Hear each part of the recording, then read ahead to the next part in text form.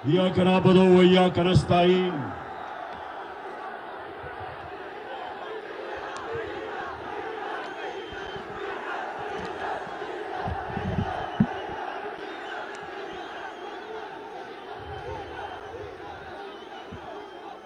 कनक 4 साल पहले मैंने यही जलसा किया और जब मैंने जलसा किया, मैंने जब करक के नौजवानों का जज्बा और जुनून देखा तो मुझे पूरा एतमाद था कि हमारा जो ये नौजवान शायद खटक के इलेक्शन जीत जाएगा। करक, आज मैं आपके पास एक बड़ी वजह से आया हूं। ना करो ये। एक वजह से आया हूं कि हमारे मुल्क में एक बैरूनी साजिश के तहत पाकिस्तान के बड़े बड़े डाकुओं को हमारे ऊपर मुसल्लत किया गया है। और करक, आप वो इलाका है, आप वो लोग हैं जो सबसे ज्यादा ला इलाहा इल्लल्लाह का मतलब समझते हो कि ये दावा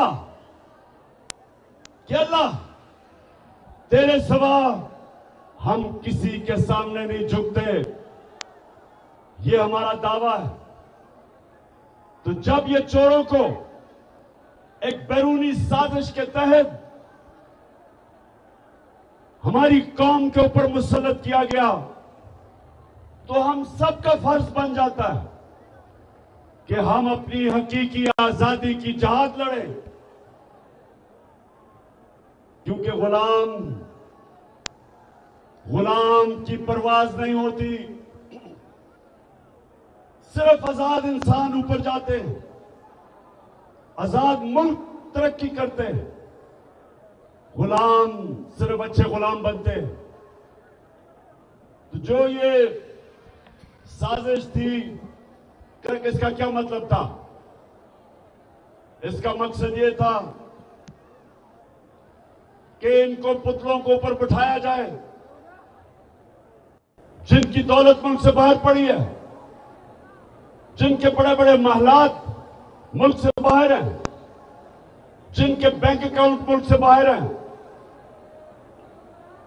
जिनकी बड़ी बड़ी प्रॉपर्टीज और महलात मुल्क से बाहर हैं। सारा मकसद यह है कि इस तरह के चोरों को कंट्रोल किया जाता है। जिन लोगों ने बाहर से साजिश करके आपके ऊपर मुसल्लत किया, उनको पता है कि ये उनके सारे हुक्म मानेंगे, वो ये बाहर से कंट्रोल होंगे। और करक ये ना भूलें कि यही जरदारी और नवाज शरीफ 10 साल जब ये पावर में थे, 2008 से लेके 18 तक, तो 400 ड्रोन अटैक हुए हमारे मुल्क पे, कबायली इलाके जो यहां से दूर नहीं है। 400 ड्रोन अटैक हुए इन दोनों के, जब ये दोनों हुक्मरानी कर रहे थे। कोई दुनिया में मिसाल नहीं, कोई दुनिया में मिसाल नहीं कि एक मुल्क की आप जंग लड़ रहे हैं, उनके लिए जंग लड़ रहे हैं, उनके लिए उनकी जंग में हम शामिल हैं। और वो ही हमारे मुल्क के ऊपर 400 ड्रोन अटैक करें और मुल्क के हुक्मरान चुप करके एक दफा उनकी मजम्मत ना करें, प्रोटेस्ट ना करें, एहतजाज ना करें, बल्कि उनके साथ मिलके इन्होंने हमारे मुल्क के ऊपर 400 ड्रोन अटैक करवाए, क्योंकि उनके गुलाम हैं, पैसे बाहर पड़े हैं इनके, और जिधर इनके पैसे पड़े हैं वो कंट्रोल करते हैं इनको। इसलिए ये साजिश के तहत इनको हमारे ऊपर मुसल्लत किया गया। और ये जो आए हैं, इनका मकसद मुल्क की ना महंगाई कम करना था, ना मुल्क की तरक्की करवानी थी। इनका सिर्फ एक मकसद था, एक मकसद है। नौजवानों, मुझे बताओ वो क्या है मकसद? क्या मकसद है?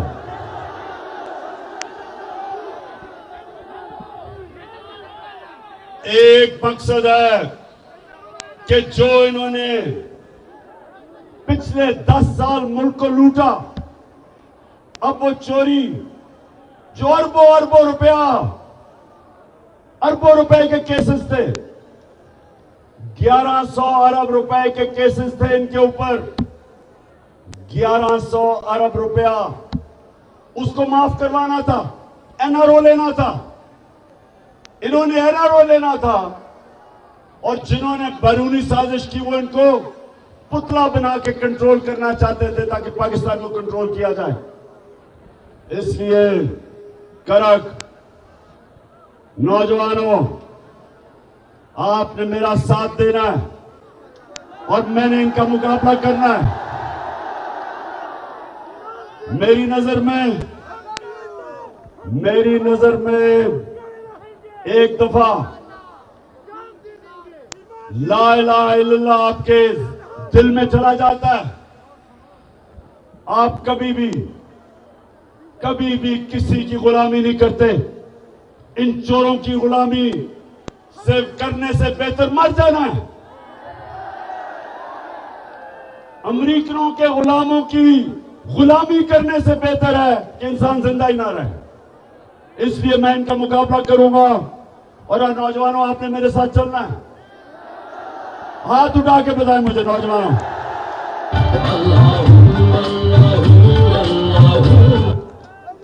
अच्छा, साउंड सिस्टम, हेलो।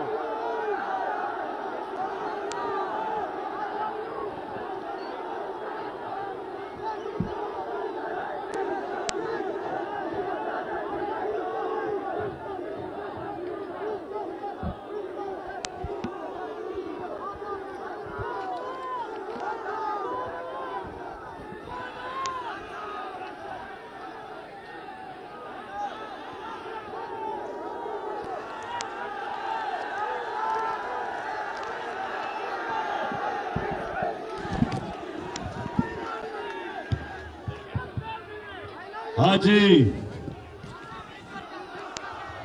बड़े मौके पे साउंड गया। नीचे आ जाओ, नीचे आ जाओ, गिर जाओगे। अच्छा सुनो, करक। अच्छा, किसी ने अपने मोबाइल फोन के ऊपर वो जो क्राइम मिनिस्टर शहबाज शरीफ की टेप सुनी है? अब ये जरा मैं अपनी कौम को बताना चाहता हूं कि मेरा मौला अल्लाह सच का खुदा है, अल्लाह है। उसका वादा है कि थोड़ी देर के बाद थोड़ा सब्र करना पड़ता है, लेकिन सच हमेशा सामने आता है। अब वो क्या चीज उसमें टेप में आई? इसमें 3 चीजें खास तौर पे सामने आई। पहली चीज कि मरियम का दामाद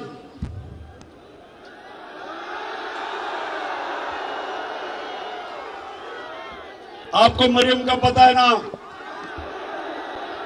उसकी जो खास क्वालिटी है, उसकी एक क्वालिटी क्या सबसे ज्यादा? सच नहीं बोला जाता उससे।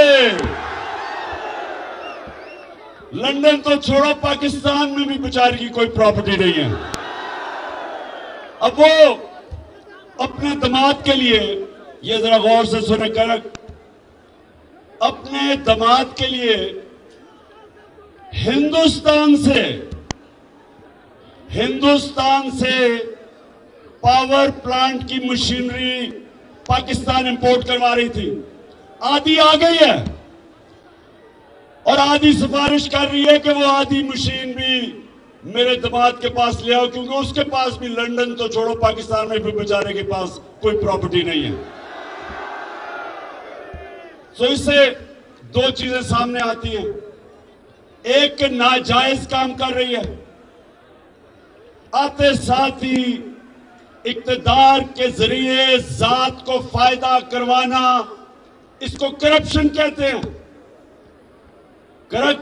नौजवानों, जब भी कोई भी इक्तदार में बैठ के अपने जात को फायदा करवाता है, इसको करप्शन कहते हैं। आप इक्तदार में आके अपनी जात को फायदा नहीं करवा सकते, आप अवाम का फायदा करवाते हैं, अपना नहीं करवाते। तो सबसे पहले तो अपने दामाद का फायदा करवाने के लिए हिंदुस्तान से मशीनरी इंपोर्ट कर रही है। इससे ज्यादा बड़ी चीज कि हमने हिंदुस्तान से तजारत बंद क्यों की थी, मेरी हुकूमत ने की थी। क्यों की थी? क्योंकि हिंदुस्तान ने इंटरनेशनल कानून तोड़ा, यूनाइटेड नेशन सिक्योरिटी काउंसिल की रेजोल्यूशन के खिलाफ जाते हुए कश्मीरियों का जो स्पेशल स्टेटस था, स्टेटहुड, 5 अगस्त 2019 को उन्होंने वो खत्म कर दिया। उन्होंने कश्मीरियों का जो हक था कि वो अपनी जिंदगी का फैसला करें रेफरेंडम या प्लेबिसाइट के जरिए, ये यूनाइटेड नेशंस सिक्योरिटी काउंसिल ने कश्मीर के लोगों को हक दिया था।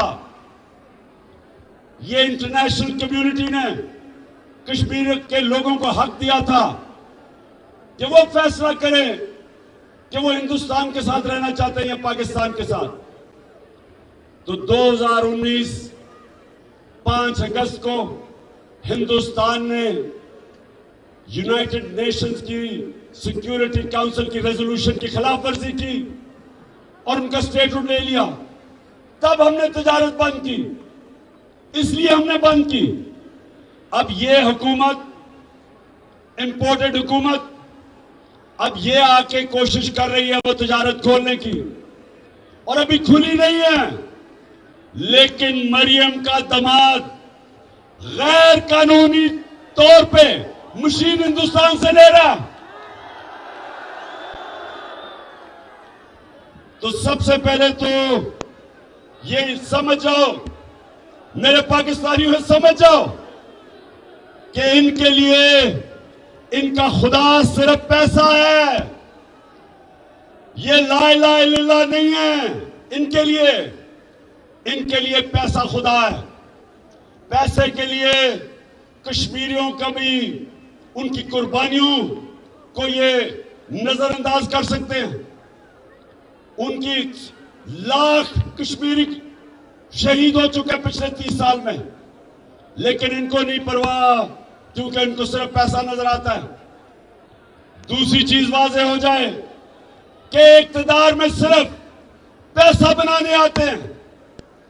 जब भी ये इक्तदार में आए, मुल्क के कर्जे बढ़ गए और इनकी दौलत बढ़ गई, मुल्क मकरूज हो गया, ये और इनका सारा खानदान अरबोपति बन गया। और तीसरी चीज से ये भी पता चलती कि यहां चले एक आदमी करप्शन कर, नवाज शरीफ ने बड़ा पैसा बनाया, लेकिन मुसीबत यह है कि इनका इतना बड़ा टब्बर है, वो सारे पैसे बनाने पे लगे हुए हैं। बेटे पैसे बनाने के लिए, दोनों बेटे नवाज शरीफ के आज लंदन में बैठे हैं और कहते हैं हम पाकिस्तान के शहरी नहीं हैं, हम तो बरतानिया के शहरी हैं। तो करे कि क्यों कहते हैं? बताइए क्यों कहते हैं? बाशऊर करे के लोगों बताओ, ये क्यों कहते हैं हम पाकिस्तान के शहरी नहीं हैं?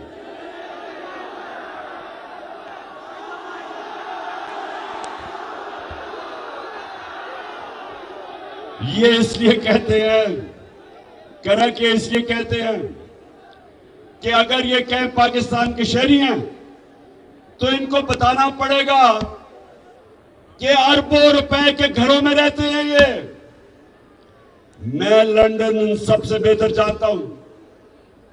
जिस इलाके में इनके घर हैं वो सारे लंदन का सबसे महंगा इलाका है और लंदन यूरोप का सबसे महंगा शहर है।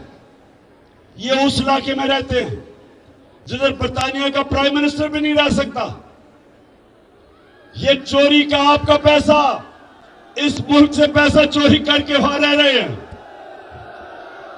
और जब इनसे पूछो कि जी ये हसन शरीफ, ये जो हसन शरीफ है, ये आता हूं अभी मैं डीजल के ऊपर भी, पहले इसकी बात कर लूं।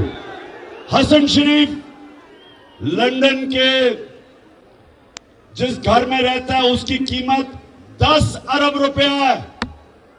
10 अरब रुपया।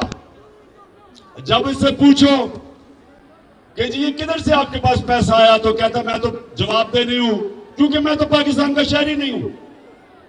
तो इसहाक डार ने भी बच्चे बाहर भेजे हुए हैं, शहबाज शरीफ के भी दोनों बेटे बाहर भाग गए, बड़े बड़े महलों में रह रहे हैं। तो समझ जाएं कि ये जो सारे मिलके, ये जो सारा टब्बर है, सारे पैसे बना रहे हैं। और जब ये इख्तिदार में आते हैं इनका मकसद सिर्फ पैसे बनाना है। जो कि ये जो टेप लीक हुई है इससे अब वाज़ेह हो गया कि अभी दामाद साहब ने भी पैसे बनाने हैं। मरियम को बहुत तकलीफ है कि मेरे दामाद को पैसे बनाने दो, उसको मुश्किलों में ना डालो, क्योंकि मरियम के पास तो बेचारी लंदन तो छोड़ो पाकिस्तान में भी कोई प्रॉपर्टी नहीं है। तो करेक्ट सुनो जरा, मैं ये क्यों आपको कह रहा हूं। सारी दुनिया में मैं फिरा हूं, अमीर और गरीब मुल्कों में क्या फर्क है? सबसे बड़ा फर्क यह है कि जो मुल्क अमीर होता है वह कानून की हुक्मरानी होती है। मतलब ये कि ताकतवर और कमजोर के लिए कानून होता है, और जो गरीब मुल्क है जिधर गुर्बत है उधर ताकतवर जब डाका मारे तो उसको एनआरओ मिल जाता है, और जो बेचारा सिर्फ कमजोर चोर जेलों में डालता है। मैंने जब जनरल मुशर्रफ के दौर में जेल में टाइम गुजारा आजाद अदलिया के लिए, तो पाकिस्तानियों ये याद रखो वहां कोई अमीर डाकू नहीं मुझे नजर आया, सिर्फ गरीब लोग नजर आए। लेकिन जब मैं पाकिस्तान की नेशनल असेंबली में गया बड़े बड़े डाकू नजर आए वहां। हमारा मुल्क का सबसे बड़ा मसला क्या है कि हम बड़े डाकुओं को नहीं पकड़ सकते। और कड़क मेरे नबी सल्लल्लाहु अलैहि वसल्लम ने कहा था, कड़क के गौर से सुनो, दुनिया का सबसे अजीम इंसान, लीडर, अल्लाह का आखिरी पैगंबर, उसने तब 1500 साल पहले कहा था कि तुम्हारे से पहले बड़ी कौमें तबाह हुई जिधर कमजोर के लिए, वो अगर कमजोर चोरी करे तो जेल में, लेकिन अगर बड़ा ताकतवर आदमी डाका मारे तो वो माशरा उसको पकड़ता नहीं था। यही हो रहा है हमारे साथ। ये सारे जो चोर बैरूनी साजिश के तहत ऊपर बैठ गए, ये आपके सामने, सबके सामने चैलेंज आ गया है। अल्लाह ने हमें हुक्म दिया है कि जुल्म और नाइंसाफी के सामने खड़े हो। अल्लाह का हुक्म है। बस बस बस बस बस बस ठीक ठीक है, बस बस।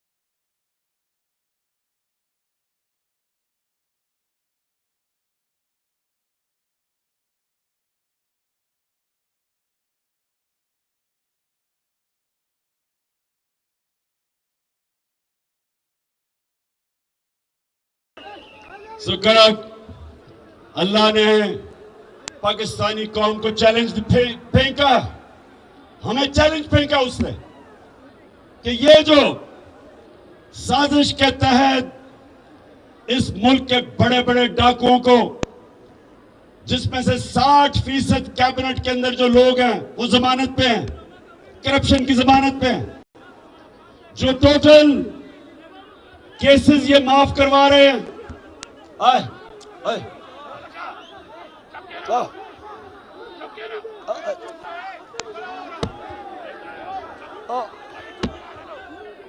बस बस बस बस बस बस सुने सुने सुने करक छोड़ दें आप इसको। बड़ी पता नहीं फिर कब मेरी मुलाकात होती है आपसे, तो सुने जरा, 4 साल के बाद आया हूं आपके पास। करक ये जो मैं हकीकी आजादी की तहरीक चला रहा हूं, मैं सारे पाकिस्तान जा रहा हूं और मेरी कोशिश है कि मेरी कौम इस फैसला कुन वक्त पे खड़ी हो। ये जो भी समझता है कि ये चोरों की हम गुलामी कबूल कर लेंगे, जो मर्जी बैरूनी ताकत या अंदरूनी जो भी लोग समझते हैं, किसी गलत फहमी में ना रहो। ये कौम फैसला कर बैठी है।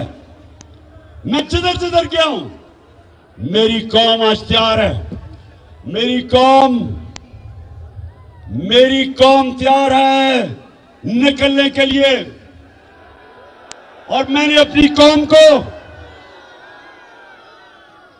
सारी कौम को बताया कि मेरी कॉल की इंतजार करो।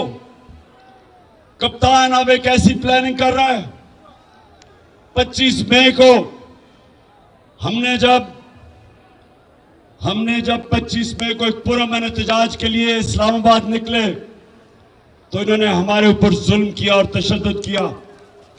इन्होंने लोगों को जेलों में डाला, औरतें, बच्चे, फैमिलीज के ऊपर शेलिंग की। इन्होंने रात के 2-2 बजे तक, रात के अंधेरे में घरों के अंदर घुस गए पंजाब में। हमारे वर्कर्स को पकड़ के ले गए, ख्वातीन को, बच्चों को डराया। और जिस तरह की शेलिंग की इस्लामाबाद में और लिबर्टी चौक में, लाहौर में, इसकी कोई मिसाल नहीं मिलती कि फैमिलीज के ऊपर उन्होंने शेलिंग की। तो अब मैं तैयारी कर रहा हूं। मेरा प्लान है, वो जो मुजरिम कातिल राना सनाउल्लाह, उसका भी प्लान है, और शहबाज शरीफ का भी, और मेरा भी प्लान है। और इंशाल्लाह आप ये देखेंगे कि ये जो अब हमारी वारदात होगी इस्लामाबाद पे, ये आखिरी होगी और फैसला कुन होगी। लेकिन मैं करक, मेरे नौजवानों जरा सुने, क्योंकि मेरी कौम गैरतमंद है, मेरे लोग तकड़े हैं, हमारी कौम ताकतवर है। हमारे लोग अल्लाह में मानने वाले, हमारे वो लोग हैं, हर मुश्किल वक्त पे कौम खड़ी हो जाती है।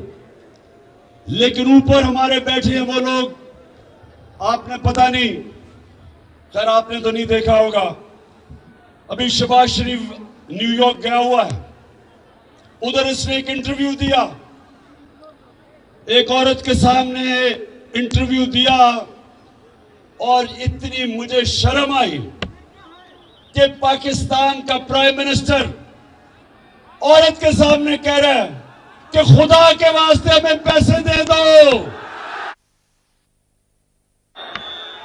कि पाकिस्तान तबाह हो जाएगा अगर पैसे ना दिए, हम अपने कर्जों की किस्तें वापस नहीं कर सकेंगे। उसको कह रहा है औरत को। मैं देख रहा हूं वो भी घबराई हुई है कि ये क्या कह रहा है। मुल्क का प्राइम मिनिस्टर, वो तो एक टीवी एंकर थी, उसे कहता है कि आप दुनिया को पैगाम दे कि हमारा मुल्क तबाह हो गया और हम कर्जे नहीं वापस कर सकते। मैं इसलिए अपनी कौम के सामने आज ये भी कहना चाहता हूं कि देखें, करके सुने मेरी बात, ये बड़ा इंपॉर्टेंट है आपके लिए। कभी भी कौम भीख मांग के, कभी भी कौम भीख मांग के ऊपर नहीं आई। कभी भी कौम अपनी गैरत मिट्टी में मिला के ऊपर नहीं आई। कभी भी कोई कौम जिसके अंदर कौमी गैरत नहीं होती, कभी वो ऊपर नहीं आती। आज तक अगर हम कर्जे लेके और दुनिया के सामने भीख मांग के, एड लेके अगर हमें तरक्की करनी होती तो अब तक कर चुके होते। 40 साल से हम एड मांग के गुजारा कर रहे हैं। जब अफगान जहाद हुई तो जब पाकिस्तान ने उनकी मदद की या पाकिस्तान ने कहा कि हम जहाद में शिरकत करते, तो ये याद रखें कि हमारे तब सरबराह ने पैसे मांगे कि हमें पैसे कितना में दोगे। जब 9/11 के बाद हम अमेरिका की जंग में शामिल हुए, फिर हमें सबसे ज्यादा यह था कि हमें कितनी इमदाद मिलेगी। डॉलरों के पीछे हमने सिर्फ इसलिए कि हमने अपने मुल्क को ठीक नहीं किया और पैर पर नहीं खड़ा किया, हम अपनी फॉरेन पॉलिसी अपने बजाय लोगों की बेहतरी के लिए, हम दूसरों के लिए बनाते थे ताकि डॉलर मिल जाए, इमदाद मिल जाए। और अगर इसी पॉलिसी के तहत अगर मुल्क में खड़ा होना था तो अब तक खड़ा हो जाता। लेकिन बदकिस्मती कि आज पाकिस्तान का वजीर आजम अमेरिका में जाके हर जगह पैसे मांग रहा है कि जी खुदा के वास्ते पैसा दे दो। वो है वो वाला कि मैं भीख मांगने नहीं आया। मैं सऊदी अरब से होके आया हूँ, मैं यूएई के होके, अभी मैं तुर्की होके आया हूँ। और मैंने उन भाइयों को कहा कि आप हमारे बड़े अजीम भाई हैं, हमेशा आपने हमारी मदद की। और मैंने यही कहा जब मैं आया हूं तो आप समझे शायद मांगने आया, मैं नहीं आया, लेकिन मजबूरी है। हमारा जिस तरह माजी में 75 साल में आपने हमारा हाथ बटाया है, कुछ ऐसा आप हाथ मैंने कहा मैं वादा करता हूं कि इंशाअल्लाह हम पूरी कौम हम मिलकर दिन रात मेहनत करेंगे, पसीना गराएंगे, अपने पांव पे खड़े।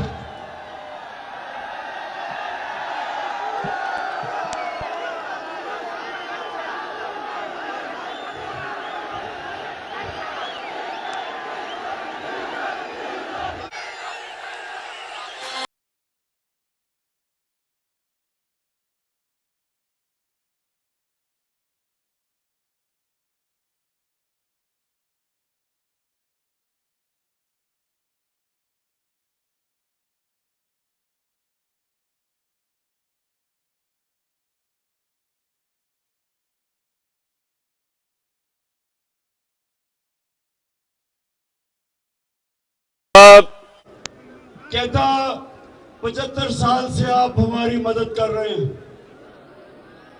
मैं मांगने नहीं आया, लेकिन मजबूरी है। आप इधर से निकल जाएं, कोई भी आपको मांगने वाला मिलेगा, वो सारे कहेंगे कि जी मैं बड़ी मजबूरी है घर में, इसलिए मैं मांगने आया हूं। तो मेरे घर के नौजवानों, मैं सिर्फ आपके लिए, नौजवानों के लिए खास तौर पे, कि देखिए कौम कैसे खड़ी होती है। खुददारी से कौम फैसला करती है कि हमने अपने जोर पे हम अपनी दौलत में इजाफा करेंगे और मुश्किल वक्त में खर्चे कम करेंगे। जिस तरह एक घर होता है, एक घर में मुश्किल वक्त आ जाता है, घर पे कर्जे चढ़ जाते हैं, तो वो घर क्या करता है, सारे घर के अफराद मेहनत करते हैं, मजदूरी करते हैं, सब पैसा इकट्ठा करते हैं, खर्चे कम करते हैं और फिर अपनी आमदनी बढ़ा के अपने पैर पे खड़े हो जाते हैं। लेकिन अगर एक घर के लोग बार बार जाके लोगों के सामने भीख मांगते रहें और अपने पैर पे ना खड़े हो, वो अपनी इज्जत भी गवा देते हैं, अपनी आजादी भी गवा देते हैं और अपनी गैरत भी गवा देते। इसलिए जो पाकिस्तान हम चाहते हैं, यहां से तो कोई लौटा नहीं हुआ यहाँ? अच्छा, कौन लौटा हुआ था पख्तूनख्वा से?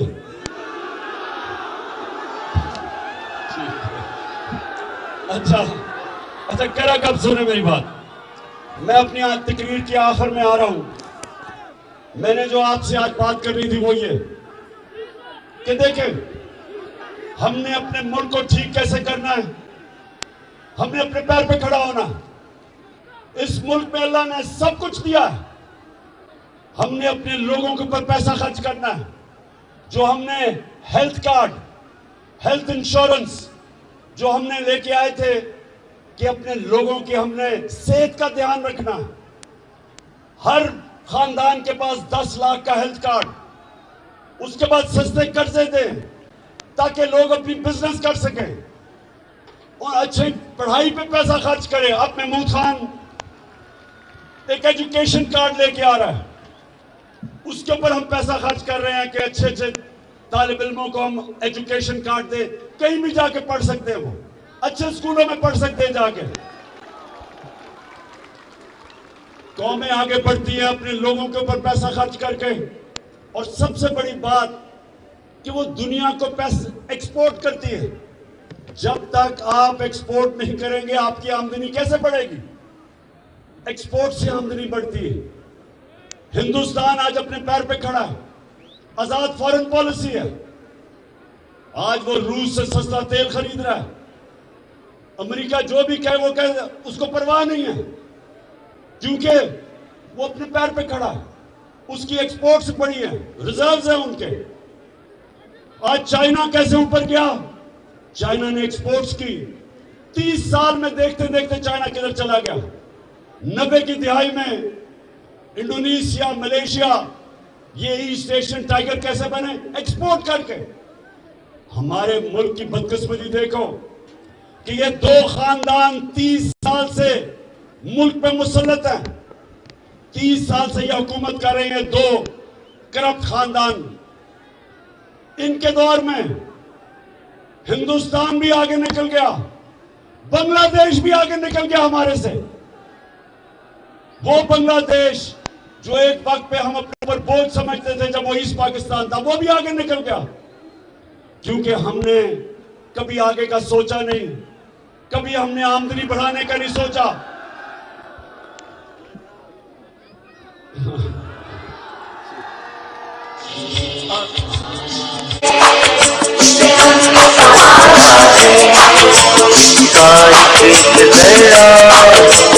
जान से प्यारा है इसका एक जरा। अच्छा करक, आप एक मुझे बताओ, आप वो काम पे टांगने वाले बिलावल को जानते हो?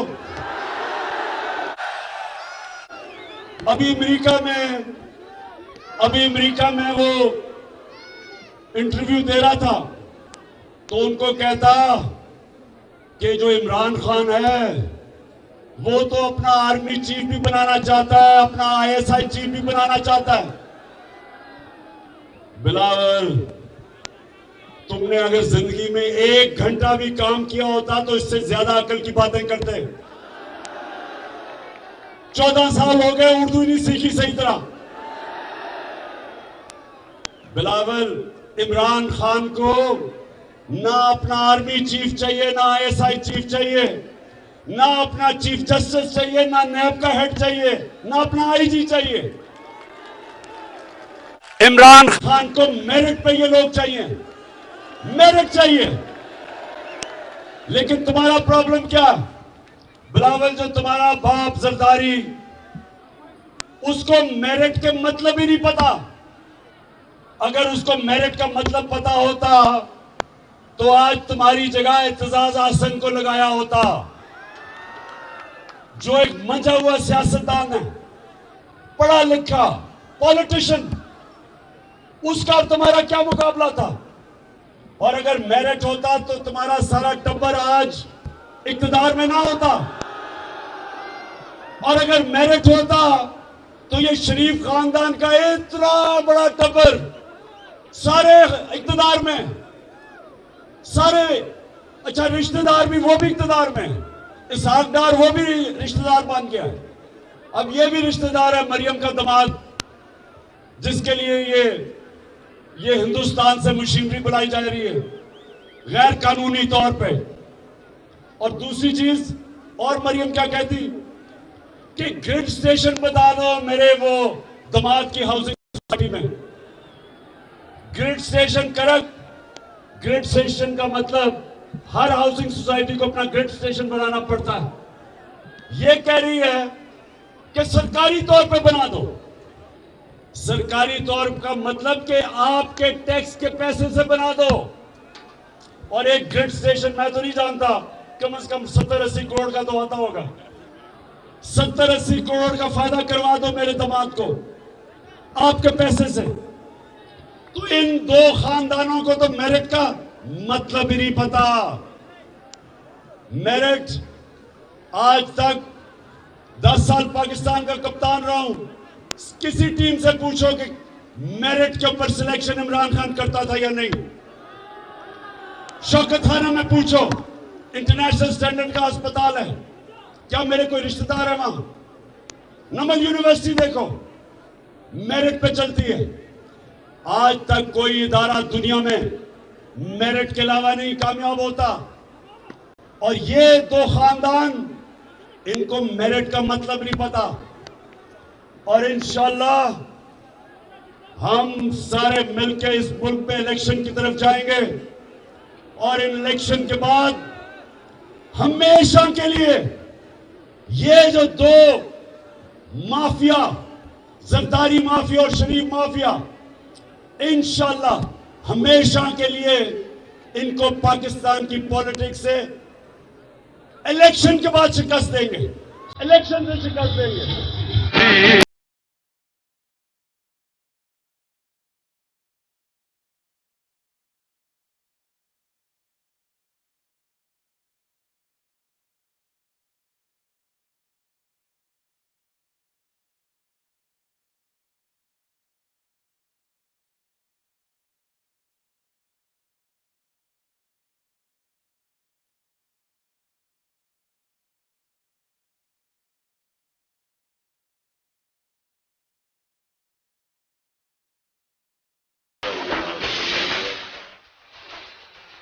अच्छा कर, अच्छा अब मुझे नौजवानों,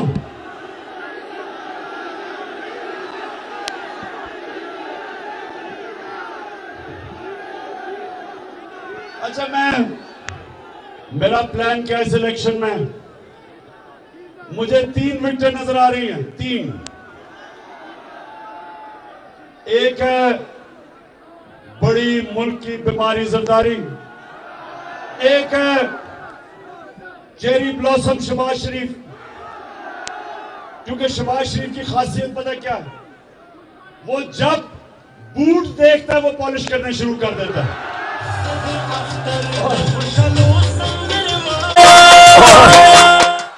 और जितना बड़ा बूट उतनी अच्छी पॉलिश करता है वो। और तीसरी विकेट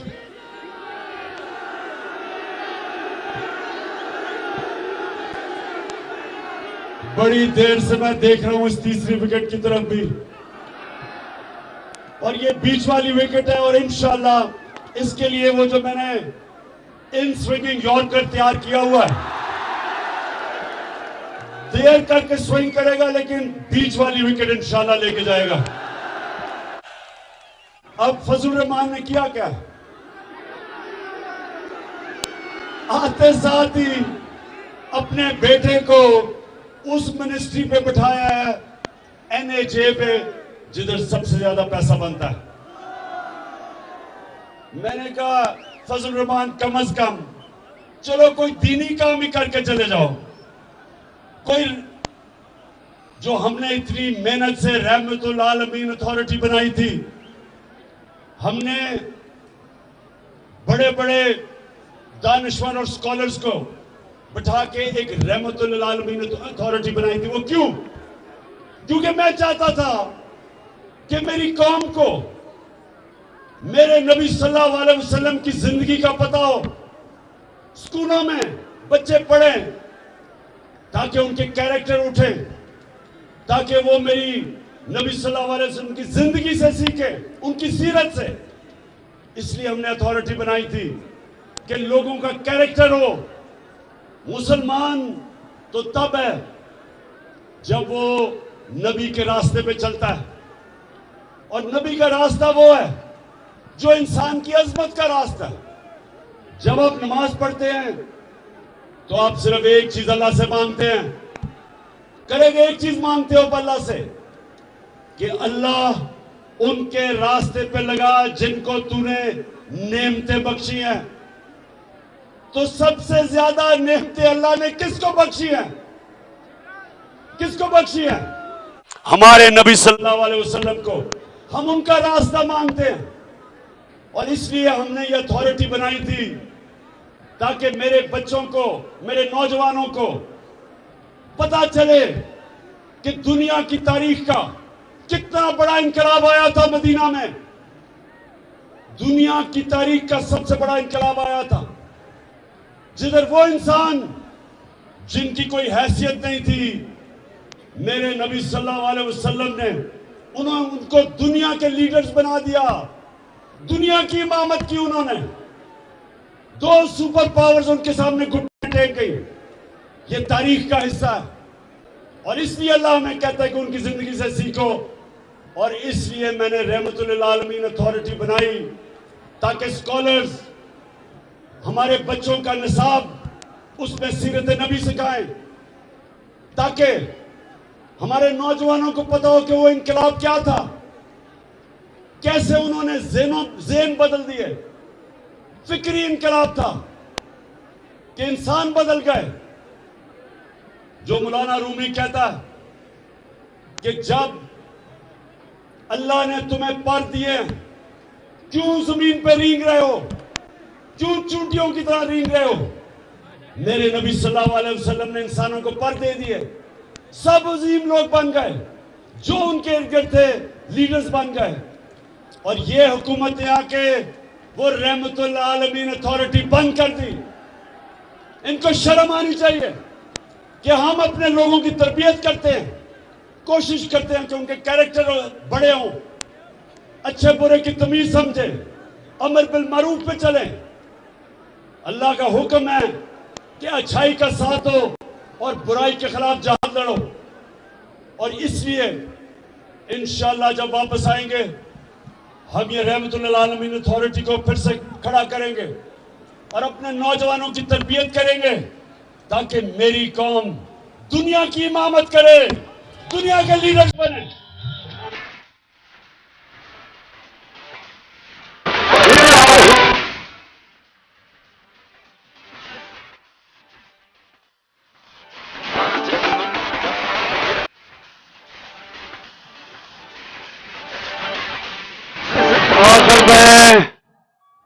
मैं आपके जज्बा और जुनून को आज सलाम करता हूं।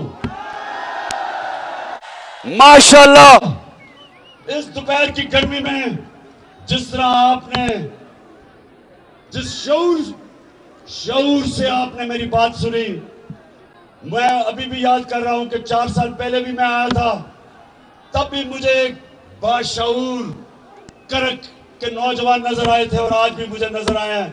मैं आपका शुक्रिया अदा भी करता हूं, आपको सलाम करता हूं। अल्लाह अल्लाह अल्लाह अल्लाह अल्लाह अल्लाह।